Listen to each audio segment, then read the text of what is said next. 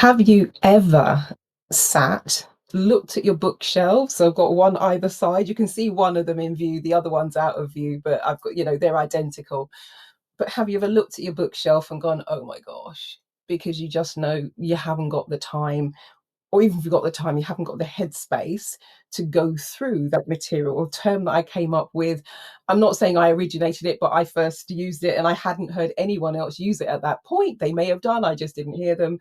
But a term I came up with in October 2000 was shelf development, in that my bookshelves were getting more personal development than me, because they had all of this yummy, delicious, gorgeous information, knowledge, wisdom, insight sat on those shelves, and I wasn't using it. So my shelves were benefiting more than me. So that's where the shelf development term for me came from, because I was on a training course and I'd really, really struggled with the pre work.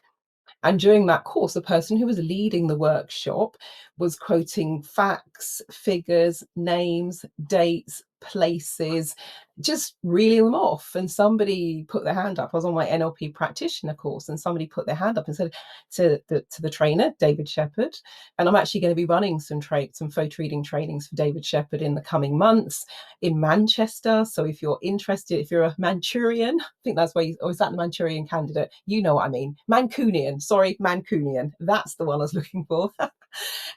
So if Manchester or the surrounding areas is your neck of the woods, then stay tuned. That's going to be coming in a few months' time. Haven't got the dates yet, but I'll keep you posted, and I'll let you all know where you can book that.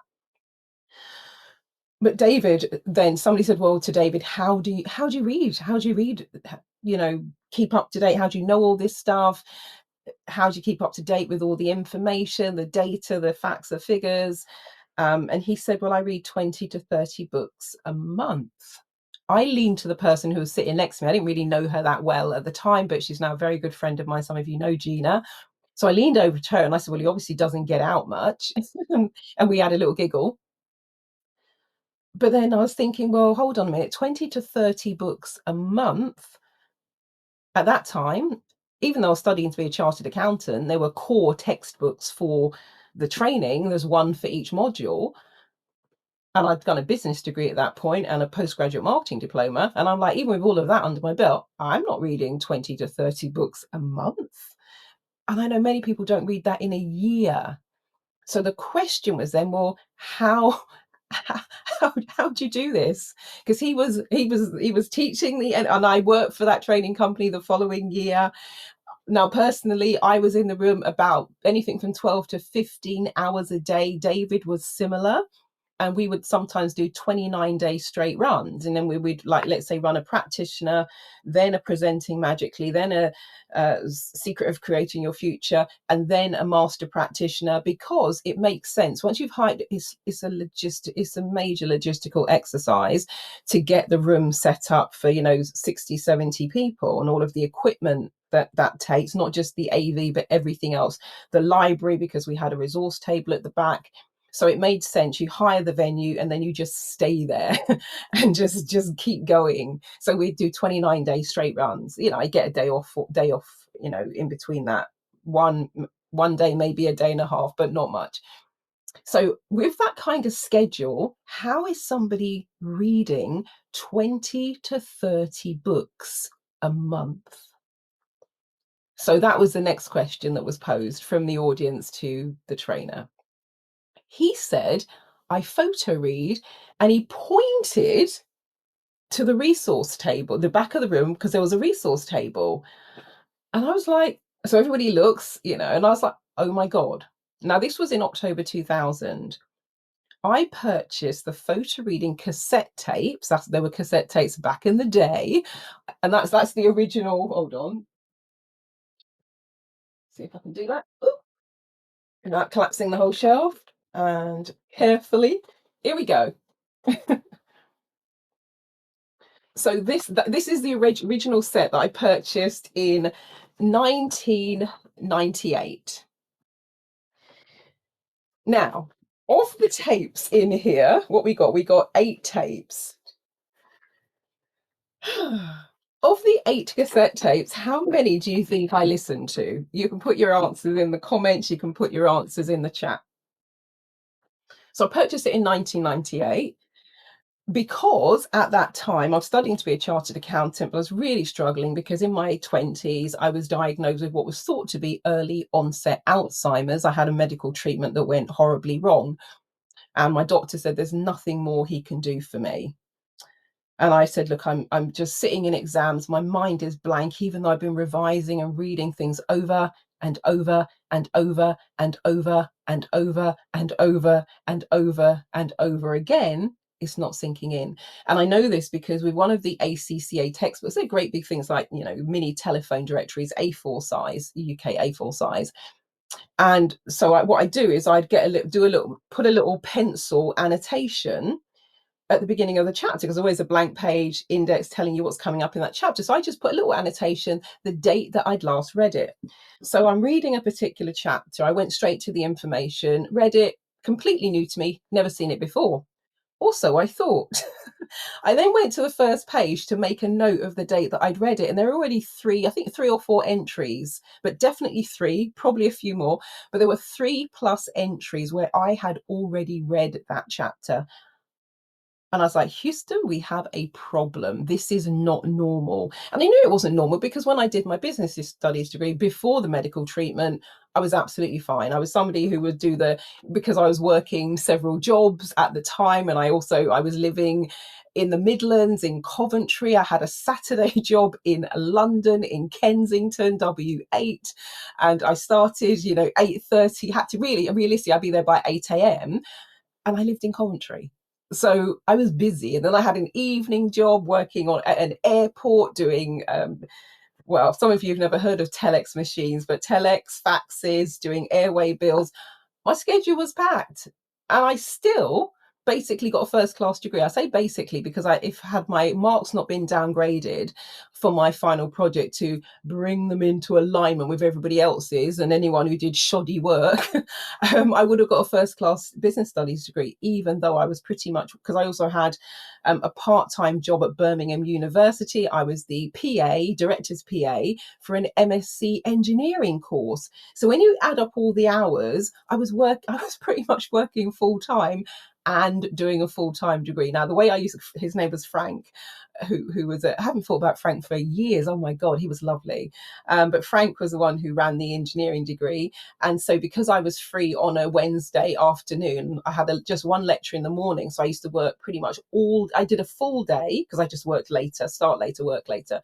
I did a full day on a Wednesday and then sort of one or two half days, depending on the workload, plus the Saturday job in London, plus working evenings in, oh God, hold on. It was just slightly outside of Coventry. It wasn't quite in Coventry where I did and of course Birmingham Airport was where I was doing the airway bill stuff. And there was another one, Nuneaton, that was it. So another thing I used to do, honestly crazy. With all of that going on, I still got a first class degree had they given me my correct marks. So I knew how to be academic. I knew how to study. I knew how to cram. And I was also a mind mapper. I started mind mapping when I was 12 years old. So, although weirdly, I didn't start mind mapping until my final year. Lord knows what. I mean, I know why I didn't do it when I was at university, because nobody else was doing it. And I wasn't someone who would lead. I was very much a follower. So nobody else was doing it. Didn't want to be the weird one. So I just kind of dropped it and didn't do it either. It would have saved me massive amounts of time. Anyway, so back to the ACCA, the accountancy exams. I'm sitting in these exams, looking at the questions. It's like they could be written in hieroglyphics that no one has yet found the key to unlocking. Madness. So my doctor said, look, what I can do for you is I can write to the ACCA, the accountancy body. I can explain what's happening with regards to your health, and I can see if maybe I ask them if they can give you a bit more time in the exam. So that's what happened. I would arrive 30 minutes early, or I'd stay 30 minutes later, and I'd pretty much be the only person in that period of time in the exam, just so I could maybe have time to get my brain in gear. But it was bad. it was bad. And with my degree, I was pulling 70, 80, 90% for many of my assignments. One of the ACCA exams I did, I think one of them I got, I think it was seven. I don't even know how it's possible, but I got 17%. Maybe I spelt my name right. And one of them I got 23%. And just to put that into context, I did A-level accountancy, and accountancy was one of my favorite topics when I did my degree. Now, I didn't actually want to be an accountant. I would have much rather have been a lawyer, and law was actually my favorite subject when I did my A-levels, and it was the only one I got a really good score in. I got a B in law. But I enjoyed accountancy. Maybe Mr. King at South Thames University, we probably enjoyed it more because of Mr. King. He was the teacher. I just hear it now. Cash flow is the lifeblood of the organization. So yes, but in my degree, accountancy was one of my favorite subjects, and I found it very easy because of the background that I'd had doing the A level, etc. 17%, 23%. This is serious. So that was going on 98, 1999, year 2000. And so by the time I do the NLP training, I've got 3 more papers to go before I qualify as a chartered accountant. And then you go and find a job, do your tutorship, etc., get the experience under your belt. And I'm like, 20 to 30 books a month. Mm-hmm. And I had really struggled doing the NLP practitioner test, open book. I had all the cassette tapes, I had all the books, the textbooks at home at my disposal to do. And, just go and find the answers, put them down on a piece of paper. How challenging can that be? Well, apparently very. Because when I handed my test in, they apparently said behind the scenes, who is this Marilyn Devonish? Is she lazy or stupid? Because the test was dire, just terrible, absolutely terrible. So this was all in the October 2000. So when David says and points to the back of the room and said, I photo read, and I see the cassette tapes, I'm like, I've got those sitting at home on the shelf gathering dust. So I'd warmed up to the idea because I didn't want to be on that. I didn't want to be on the NLP training. I only went to get my money back. That's another story for another day. But I thought I'd signed up for it by mistake, because when they said they do hypnosis and timeline therapy and Hoodoo, I'm like, I don't think so. I don't think so. I've got a business degree. I've got my postgraduate marketing framework. I'm going to be an accountant. I'm not interested in any of that, as they call, some people will call it woo-woo stuff. So I was like, oh, no, no, no, no. I need my money back. So I only went to the training to get my money back, because they said, come, and if you don't get massive value, you'll get your money back at the end. I'm like, you're not keeping my money, because it was several £1,000s. I'm like, I'm getting that back. So that's how I came to be on the training. But having warmed up and got over myself, because I figured if I just sit, because pretty much the first few days I was just like, and did a lot of this. My hand was up in the air because I'm trying to catch them out, and I'm proving to try, so I'll be able to say, well, I asked you this and you couldn't answer, and I said this and this didn't work and that didn't work. And then halfway through I thought, you know what, if I run that as a tactic the whole time, they could quite rightly say to me at the end, you didn't play full out, which again, one of the platitudes, they made me roll my eyes when they sort of said, Carmen, if you don't get massive value. And I was like, oh. So I'm like, you're not catching me out with that either. So I thought, you know what I'm going to do? I'm going to dive in. I'm going to do every single exercise. I'm going to do exactly what you tell me. And then I can prove to you it's all rubbish and I just get my money back. That was my master plan. By the time we got to the end of the week, I'm like, oh my God, I am so different. Because I was contemplating suicide in September 2000. This is October 2000. And I'm like, oh my God, my life is transformed. And that's how the transformation thing came into being. And so I decided to go back and do the master prac. It was only 3.5 weeks later. As I said, my accountancy exams were in the December, and the master prac was in the December, end of November, beginning of December. So not ideal timing. Plus, the test was absolutely humongous compared to the practitioner test, the one that I'd done very badly on. And I'm like, okay, you know what I'm going to do? I'm going to go home And I am going to pull those cassette tapes off the shelf. I am going to dust them off. And rather than being Miss Smart Alec, who knows everything, because when I listened to the first couple of tapes, I'm like, number one, I was like, what a load of nonsense. There's no way anyone can photo read at 25,000 words per minute. Let's put this into context.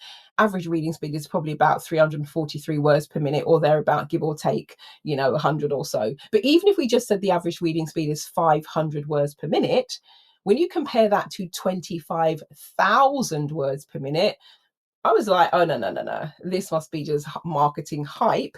And then it talked about getting through whole books in about 5 minutes and being able to learn strategies to remember and recall what you've read. I'm like, okay, these people have lost their damn minds. There's no way any of that can be possible. So when I was first listening to it, like Paul Shealy, he's now Dr. Paul Shealy, was talking about, step one, get yourself prepared, tangerine. I'm like, needs to put a tangerine above their head to just get reading. So, of course, I didn't do that. Then, when it came to the photo reading step, where you are actually photo reading at 25,000 words per minute, so you're going at this sort of speed, and that's essentially how you photo read. I was like, this is a waste of time. How am I going to see anything going at 25,000 words per minute? This is ridiculous. I didn't do that step either. Now, there were a couple of bits I thought, oh, yeah, I can do that. Something called super reading and dipping. Um, that really didn't gel with me, but I likened it to kind of skim reading, is what I'd call it. And there's also something called rapid reading. And I'm like, oh, yeah, that makes sense. We're just speeding up or slowing down depending on relevancy, how much you know, your prior knowledge, etc., your purpose. So I cherry picked a couple of the steps. And there was one step in particular. I was like, yes, I can do this, because mind mapping is part of the activation. So I was like, oh, cool. So I can mind map. So I mind mapped. And that was great. So I cherry picked like 3 or 4 bits, and then surprise, surprise, photo reading didn't really work at that point. Now, who do you think I blamed? Did I blame myself for not implementing, or did I blame Dr. Paul Shealy? Answers on a postcard, please. I'm sure you can guess what the answer is. So that was me in 1998 going, oh man, I've just wasted several $100. I fell for the hype, which they talk about, drinking information in like you're drinking it in through a fire hose, blasting through information, breaking down barriers, opening the brain, activating and tapping into your genius potential, learn any subject, enhance your creativity, activate your intuition, improve your critical thinking and decision making skills. The list went on and on. It's like Ariston. And of course, if you're studying for exams, the obvious applications are there as well, as opposed to, business, entrepreneurship, etc. So I was like, okay, Ms. Devonish, don't second guess. Just take the Nike approach, just do it. Or as one of my clients says, JFDI, when talking about photo reading and just advising people to just get in there and do it. So I had 3.5 weeks before I had to go back for Master Prac. So I was like, all right then. So I put the first tape into the cassette, just listened to it with. What I'm going to say, I say this to attendees on my workshops. Oftentimes, I say, look, particularly with your self-talk, just while you're learning something, keep your mouth shut and your eyes and ears and your mind open. Because when I was first listening to the tapes, because I'm like, that can't be possible. Nobody can read at 25 or even 1 million words per minute. If you take the example of Paul McKenna in the book, I'm like, no, that's not possible. Nobody can do that. Nobody can do that. So as I'm reading the steps and about this prep, I was like, well, what a waste of time. So I wasn't even looking at it properly, and my self chatter was out of control, and my mind was already completely closed. So every single step that I came to, well, that's not going to work. Well, that's stupid. Well, I don't see the point of doing that. Well, that's a waste of time. That's basically what was going on in my head in 1998. Hence, they ended up on the shelf. So it's like, forget that strategy. Just open your mind, close your mouth, get on with it. And that's exactly what I did in October 2000. The rest, as they say, is history. I believe I was the only person on the master practitioner with the humongous test who had no corrections. And the goal that I put in my timeline, having warmed up to timeline therapy by then and go over myself, the goal I put in my timeline is that I would pass the test with flying colours, and it's 100% correct. Good job, well done. And words to that effect. There was a big tick in red letters. I think it said, I think it actually said, good job, well done. It's upstairs somewhere. And yeah, no corrections. So everybody else was getting their corrections, had all the red pen over it, and I'm like, woohoo, this is good. What changed? I was like, okay, well, I didn't do what I did last time. I just photo read and did some mind maps. Cool. And that was in, 2000, November 2000. And then in May 2001, I decided to do NLP trainers training because I loved it so much. And there was a 1-day test, closed book. So it's a three-week course, but it culminates. The last piece of the puzzle is doing the written test to demonstrate that you know everything. You can articulate what you've been practically demonstrating throughout the training. And it's closed book, exam conditions, all day. I think it was good 7-8 hours. So we started at 10 o'clock in the morning. I didn't revise, didn't do the usual stuff that you do, reading everything word for word, going over it by rote, burning the midnight oil. Now, students, continue to do that if you're not a photo reader, because you don't probably have any other strategies. But if you are a photo reader, there are other ways that you can do it. So I'm not saying don't do those things. If you don't have the learning strategies, if you don't know about your learning styles, if you haven't tapped into your multiple intelligences, continue to do the thing that you're doing, because it can work. We know it can work. It's just hard work, and mentally and physically and emotionally, even spiritually, can be exhausting and draining. So I didn't do any of that with this trainer's training test, which is serious stuff. There's a lot to learn. The folder again, which you can probably just see the corner of it. That one there, it's one of those great big, binders. Um, so there's a lot to do, a lot to do, a lot to take on. And I didn't revise. I photo read. I did all the activation steps. I mind mapped, wrote a few little things down on, one or two of these, but didn't really do any of that. I really used mind mapping. And then I turned up for the exam. Cool. It was at Kensington Olympia, the Hilton Hotel. I walk in, everybody's cramming. They've got their books and they're going through and they're studying and they're reading and blah, blah, blah, and then they got their cards and they're going through their pile of cards and they've got their notes and they're going through their notes. And I sort of breeze in, feeling kind of like, okay, cool, cool, cool. And then somebody looked at me, just, said, hi, Marilyn, hi. They went, how do you do a submodalities belief change?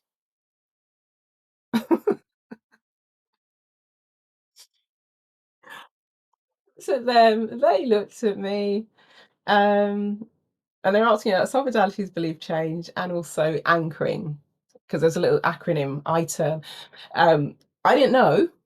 So I looked at them, they looked at me, and I just felt the emotion welling up. I burst into tears and I ran into the toilet, because suddenly in that moment I was like, oh my God, I don't know anything. What have I just done? Now, trainers training, that must have been, I don't know, good £6,000-7,000.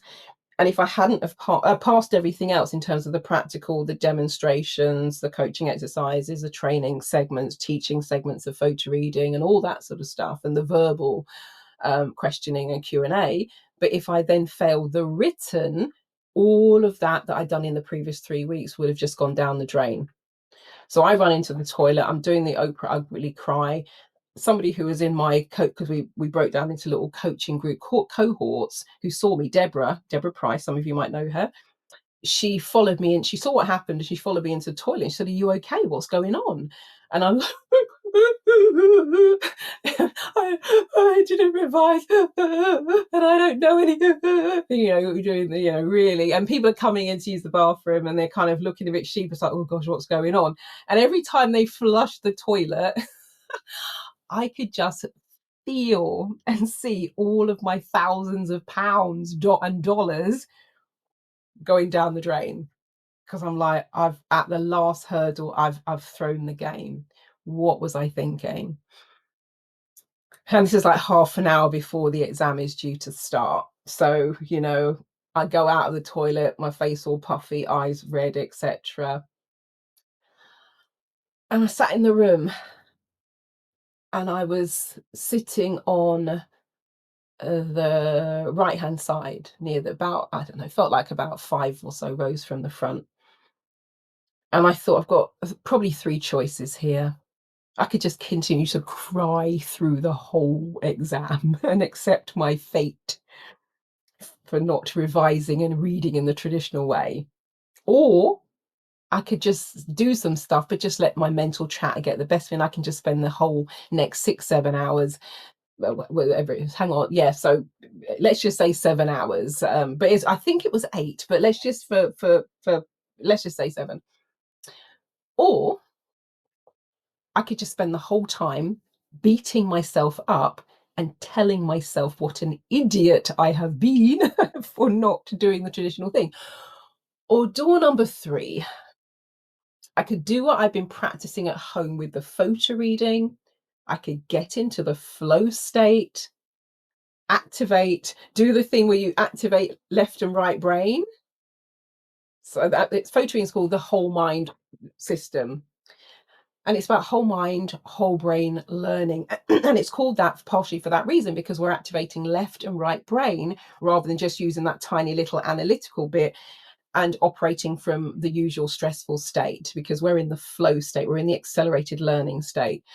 I decided to go for door number 3. So it's like, okay, get yourself together, get yourself, do step 1, you get yourself prepared. Once you've done photoing, you can do step 1 in about 30 seconds. So I did that, started handing out the papers, and the rest, as they say, is history. Because I put a goal in my timeline that although it was a full day exam, I was going to be finished in 3 hours and pass with flying colours. And that's the goal I put in my timeline, having warmed up to all the esoteric stuff.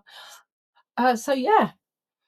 So, with all of that said, if you, coming back to my original question, if you've ever sat and looked at your shelves, or if you don't have physical books anymore, and I know some people have like piles of books everywhere, not just on their bookshelves, but around, on bedside tables, going up the stairs, in boxes, in crates, and all the rest of it. If you've got that, or even look, there might just be one book that you really would like to read, or it might be something that you have to read for work and it's overwhelming, or you're crawling through doing a couple of pages here and a couple of pages there, and that's taking you 10, 20, 30 minutes, even a couple of hours, and you want a different strategy, you want a different way of being, then join us for the photo reading workshop. And the reason I'm doing this particular video is because there's someone who is super keen to do the workshop before the end of this year, if you're watching this in 2024.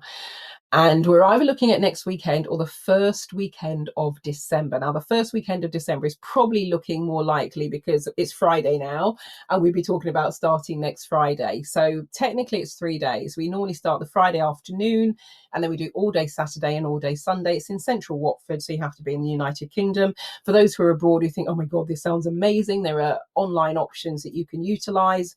There's the Paul Sheely Learning Strategies home study course, which is an audio program. And that's available from my website, transformationstm.com/photo reading. Or I've also created a full 3-day certification class. It's a video webinar. So it was filmed in a live webinar with students. So you get to benefit from the questions they're asking, the interactions we're having in the chat, and all of that. So you can do that, and it's the full 3 days video webinar. And people who have watched that said they just felt like they were in the room, they're completely immersed. Amazing. So those are options if you can't make it to the UK. But if you can, and some of you might know of photo reading, some of you might have followed me and heard me talk about it and all the incredible testimonials and life-changing stuff that's happened. And I've had attendees age 7 to 70 plus attend the workshop: doctors, lawyers, accountants, mathematicians, rocket scientists, crystal healers, consultants, trainers, coaches, therapists, and of course students, and everything in between. So you might have heard me talking about some of those incredible testimonials. I've also had people with dyslexia and dyspraxia. I've even had clients with brain damage. You might have heard me talk about Kay, who was in the near fatal plane crash, was left with brain damage and wasn't, in terms of her cognitive function, was not herself after the plane crash. And within 2.5 days, she's back to normal. And people, not only her thinking that, people were noticing. She had a meeting with a mutual friend called Nick just after the workshop, and they're in the meeting. Nick's known her for many years. He does the 5 elements healing. You might know him. And he just suddenly said out, he said, Kay, you're back. In terms of just, firing on all cylinders. And a couple, we did a photo reading mastermind group, and I think we were on month number 3 because we'd meet once a month. And she said she's having tea with her mum, and just out of the blue, her mum just looked at her and says, Kay, you're back. That was a 2.5 day investment. And I always say photo reading, number 1, goes way beyond reading. And number 2, it is an investment that keeps on giving, keeps on delivering. I did my photo reading instructor training with Dr. Paul Sheely out in Minneapolis in the United States in March 2002. It's currently November 2024. Photo reading still surprises and delights me to this day. And one of the very first people to attend my photo reading workshop, she was on when I did my certification class, where I was being assessed and I'm training to be a photo reading instructor. One of the people who was in the room, one of the students, we were at an event with the mayor last Christmas. It was they invited local businesses, come and network with the local councillors and the mayor, etc. I was a local councillor at that time. And she was there. She'd done the workshop with me over 20 years ago, and it was my very first ever photo reading workshop. So I'm, a bit wet behind the ears and green. And somebody had said, they're having a conversation. Somebody said something, and my client, now my friend, answered. And they said, how do you know that? And she said, oh, it's the photo reading. It just changes your brain. She says, my partner's always saying, how do you know that? And she said, it's the photo reading. She attended that 2.5 day workshop over 20 years ago. And she's still reaping the benefits of photo reading in terms of her mind, her brain, her thinking, her cognitive function. That's absolutely mind blowing. So yeah, it's a relatively small investment. And I remember one of the classes I ran, we were going out to lunch on the Saturday. And I run it right in the centre of town, Watford Town Centre. If you know, back in the day, it was called the Harlequin. It's now called Into, but we're a couple of minutes walk from the shopping. Oh, no, it's Atria now. Get it right, Marilyn. It's been through a few iterations, but people in Watford still call it the Harlequin. But it's the main shopping centre, with the bowl and the cinema and all of that sort of stuff and all the restaurants. So we're a couple of minutes walk from there. And so the 3 delegates walking in front of me, because I was locking up the room. So I caught up with them and I said, oh, do you need any directions in terms of where you're going for lunch? Da, da, da, da. And they said, we've just been talking about the workshop. And they look really solemn. And I was like, okay. And they said, for what you're delivering, you're not charging enough. They were serious as a judge. And one of the things that people always say on the Friday, after we've been just, a couple of hours in, they would say, oh my God, if I had known that photo reading was going to be this, I would have come years ago. And that's one of the things that people often say. Those who have followed me for a while, they're on my e-newsletter list, they might follow me on social media. When they finally make it into the room, they will always say, I wish I'd done this when you told me about it years ago, because it would have changed things dramatically in terms of their work, career, if they're doing professional exams, for their children, grandchildren, nieces, nephews, all the rest of it. Those are the things I hear most commonly. This is amazing. I didn't know photo reading was all of this. I didn't realize this is the sort of stuff you cover. And I wish I'd done it years ago. So don't be that person. Do it now. Time is of the essence, particularly if you want to get this skill under your belt before the end of the year, because a person who is super keen to do it, he wants to go into the new year fully tooled up, ready to rock, hit the ground running, and just smash it at work. So I really, really, really, for his sake, want to be able to run this workshop. I need 2 or 3 more people to make it viable. But if you can make it, if you're free, and if photo reading has been on your to-do list, or bit like, I call it like Lakeland. There's a shop that we have in Watford in the UK. I don't know if you have it outside of the UK. It's called Lakeland. And I say, keep away from Lakeland. I'm joking. It's a great shop. But the reason I say step away, because Lakeland is the shop that you go into and you see stuff you maybe didn't even know existed, but now you know you totally want it and you've got to have it. So if this is a Lakeland moment for you and you're like, okay, I didn't realize all of that about photo reading, but now I do, I really want it, then please, please, please get yourself signed up. Now, I've got a separate link for this particular booking. What I'm going to do after this video is I'm going to post it on my main website. I'll say it and I'll spell it. It's transformationstm.com. So it's www.transcef for Freddie, FORMATIONS tm.com. So transformationstm.com. When you land on that homepage, there's a red What's New button, normally top right. Click that. A panel is going to slide out, and I will add the direct link to book this impromptu, because I ran my final photo reading class for the year last month. But this particular person has only just come across it, but now they're like, oh my God, I totally wanted, I've got to do this. So I'll add it there, and then I'll put a link where you can click through to it. But if you just generally want some information about photo reading, or you want to look at the online home study options or the video webinar class, it's on demand. So once you've purchased, you just press play and off you go. If you want that, then it's transformationstm.com/photo reading. And photo reading is all one word. Well, yeah, what can I say? It's amazing. If you've ever watched the movie Limitless with Bradley Cooper, there's a bit of that going on. That's not me saying that necessarily, but I had someone attend, Dr. Koss, who's a medical doctor, was studying to be a neurosurgeon. And he was the one who said, have you seen Limitless? I said, no, with Robert De Niro, Bradley Cooper. And he said, you need to watch it, because everything you're doing in this room is in the Limitless movie. The only difference is we're not having to take a dangerous silver pill. So, of course, on the Monday after we finished the photo reading workshop, I went out and bought a copy of the DVD. I got part way through and I was like, I had to just press pause. I'm like, Dr. Koss, we need to talk. Because I'm like, you're so right. And this is somebody who looks in people's heads at their brain for a living. So it's amazing. It's absolutely phenomenal. It's always even better than people anticipated and thought it would be. And if it's simply you want to get through books more quickly and easily and learn strategies to remember and recall what you've read, photo reading is for you.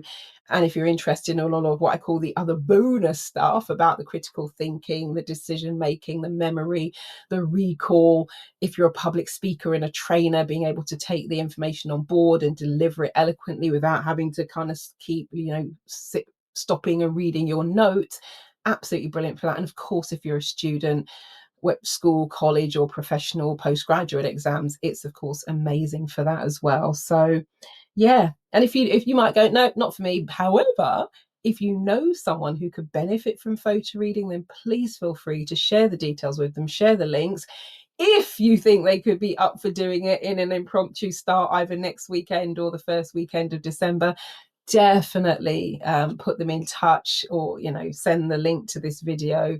That would be absolutely amazing, because I really want to make it happen for this person that is just super keen to get in there and learn these skills and take them into the new year and beyond, because it really is a gift and investment in yourself or your family that keeps on giving. So yeah, I shall leave it there. Thank you for watching. Thank you for listening. Thank you for sharing. And a massive thank you, thank you, thank you to everyone who's walked through those photo reading doors over the last 22 years, because of course, without you, none of this is possible. So I really appreciate it. All right, I shall leave it there. Marilyn Devonish, the NeuroSuccess coach, rapid transformation therapist and futurist. Over and out. I will catch you later. Thank you. Bye-bye. And I look forward to working with you.